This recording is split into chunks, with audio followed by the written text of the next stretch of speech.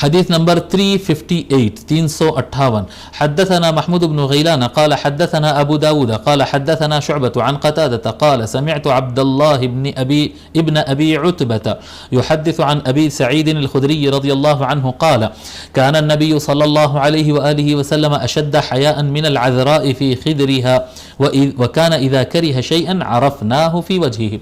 حضرت ابو سعید خدری رضی اللہ تعالیٰ روایت فرماتے ہیں، کہتے ہیں کہ نبی اکرم صلی اللہ علیہ وآلہ وسلم اس کیا کہتے ہیں اس کنواری لڑکی جو اپنے پردے میں بیٹھی ہوئی ہے اس سے زیادہ حیا رکھتے تھے.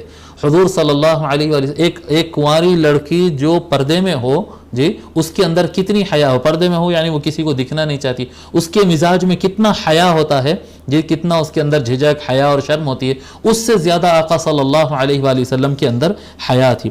وَكَانَ إِذَا كَرِهَ شَيْئًا عَرَفْنَاهُ فِي وَجْهِهِ. اور حضور صلی اللہ علیہ وآلہ وسلم کو اگر کوئی چیز نہیں پسند آتی تو ان کے چہرے سے معلوم ہو جاتا کہ حضور کو یہ پسند نہیں آ رہی. اتنی آقا صلی اللہ علیہ وآلہ وسلم کی حیا ہوتی کہ آپ کے چہرے پر پتہ چل جاتا کہ آقا یہاں پر حیا فرما رہے ہیں جی. ٹھیک ہے.